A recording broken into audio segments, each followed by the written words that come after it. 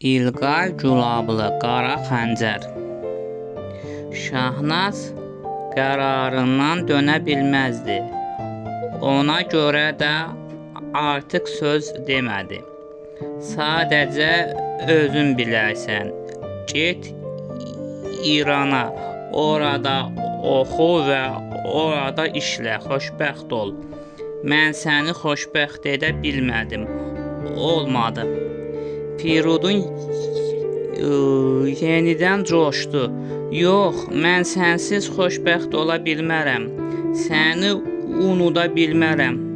Məni sevirsənsə, mənim xətrimə xoşbəxt ol.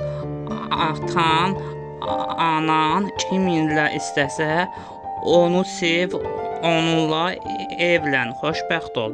Firudun anlamasa da ciddi bir şey olduğunu düşündü, sustu. Buz heykələ döndü. Sonra onlar vidalaşdılar. Şahnaz ağlaya-ağlaya çıxıb getdi. Firudun qırılmış ümidlərinin ona verdiyi göz yaşları ilə Şahnazın son gedişinə, Şahnazı onun əlindən alıb naməlum istiqamətə aparan yola baxdı. Şahnaz gözdən itdikdən sonra Firudun dünyada kimsəsiz olduğunun fərqinə vardı. Göz yaşları sel olub axdı. Firudunun həyatı birdən-birə boşaldı. O yetimləşdi, kiçildi. Əlində Şahnazın ona hədiyyə etdiyi alışqandan başqa heç nəyi yox idi. Həyatının hər anında Şahnaz vardı. Ümidsizcəsinə bir siqaret çıxardı və yenə də Şahnazın xatirəsi, Şahnazın hədiyyəsi var. Kədərli halda siqaretini yandırdı. O siqaret çəkə-çəkə xeyli yol getdi və nə zaman gəlib yataqxanasına çatdığını hiss etmədi. Yataqxananın Firudun qalan otağının pəncərəsindən işıq görünürdü. Mən olmayanda otağımın işığı necə yanır deyə düşündü. Pilləkənlərlə qaldığı mərtəbəyə qalxdı. Otağın qapısını açıb içəri girdi. Heç kim yox idi. Unudub işığını söndürməmişdi. Şahnaz da evə çatmışdı. Evdə Ağa Həsəndən başqa heç kim yox idi. Ceyhun işdə idi. Ağa Hüseyn də Elnazı, Sonanı və Annanı götürüb qonaq getmişdi. Şahnaz təəccübləndi. Ata, hamı gəzməyə gedib, bəs sən niyə getməmisən? Niyə keyfin yoxdur? Nə olub? Bu nə kağızdır? Deyə Şahnaz soruşdu. Şahnaz, mənim səninlə işim var, səni gözləyirəm. Şahnaz məsələdən xəbərdar idi. Ona görə də birbaşa məsələnin üstünə getdi. Yoldaş Əlisoylunun dediyi iş barədə atası əlindəki kağızı Şahnaza uzatdı. Şahnaz da alıb kağıza baxdı. Üzərində qəribə naxışları olan qara xəncər şəkli idi. Şahnaz bildi ki, bu Əlisoylunun dediyi naxışlı qara xəncərin şəkli olan kağızdır. Şahnaz soruşdu. Ata, bu məşhur qara xəncərin şəklidir. O bununla öldürür qurbanlarını. Hə, qızım, bununla öldürür.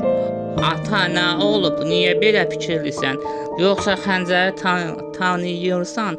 Hə, qızım, tanıyıram. Ata, kimdir qara xəncər?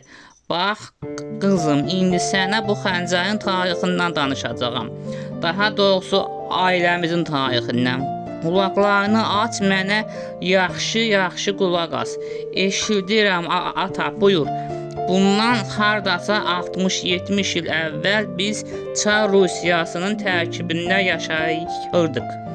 Biz Ağayevlər ailəsi Şuşada yaşayan adlı sanlı Bəyxan nəslindən idik.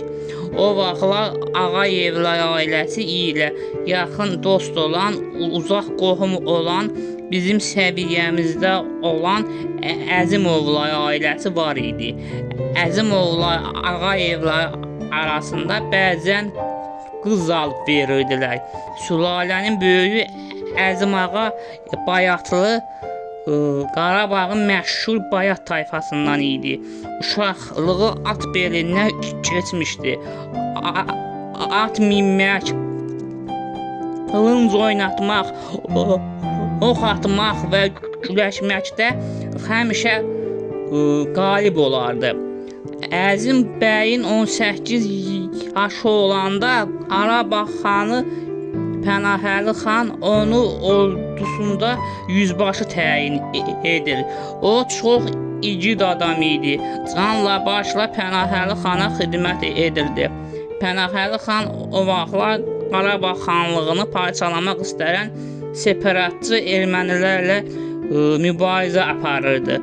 Onlar müsəlmanların hakimiyyətini qəbul etmir və Rusiyanın köməyi ilə Qarabağda xristiyan dövləti qurmaq istəyirdilər.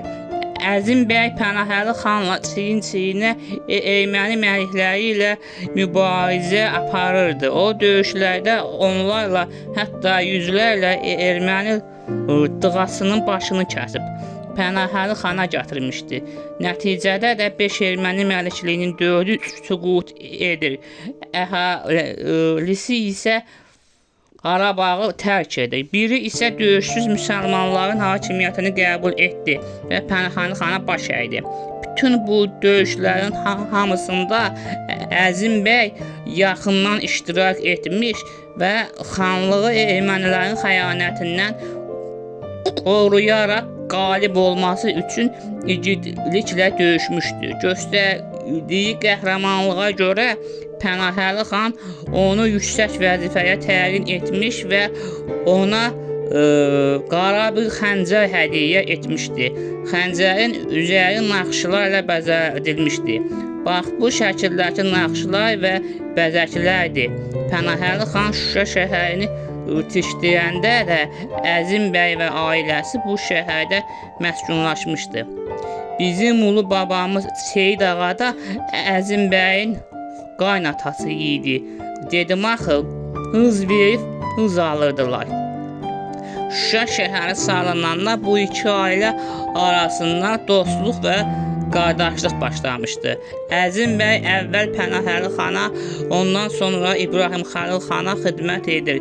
Hətta 1-ci Rusiya-İran müharibələrində də iştirak edir. Ölümündən sonra da Qara Xəncər onun oğluna, oğlundan sonra nəvəsinə, sonra nəticəsinə qalır. Beləliklə Qara Xəncər Əzimovlar sülaləsinin simvoluna çevrilir. Şuşada hamı onlara Qara Xəncərlilər deyirdilər. Şuşada biz onlarla qonşu idik. Əzimovlar ailəsində Yusif Əzimovla mən eyni gündə doğulmuşduq. Yusif iki qardaşı Asif və Vasif isə əkiz idilər.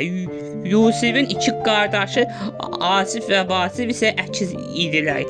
Onlarla Ağa Hüseyn əminlə eyni gündə doğulmuşdular. Biz 5 uşaq hər zaman bir yerdə oynayardıq. Təbii ki, başqa uşaqlarla da oynayardıq, amma ən çox 5-imiz bir yerdə idik. Yeyib içdiyimiz ayrı olmazdı. Yusifin atası Yaqub Əzimovda atam Seyid Kəramət Ağayevlə dost idi. Yusifin anası Afət xanım da mənim anam, yəni sənin bəyim nənənlə rəfiqə idi. Aradan illər keçdi, nəhayət biz böyüdük. Yusiflə ikimiz Rusiyada ali məktəbdə oxuyurduq. Hər ikimiz məktəbi birinciliklə qurtarıb Şuşaya qayıtdıq. O vaxtlar bizim 17-18 yaşımız olardı. Amma buna baxmayaraq şəhərin ağsaqqalları idik. Şəhərdə hamı bizi ağsaqqal kimi qəbul edir. Nə olsa bizə xəbər verirdilər. Şəhərin cavanları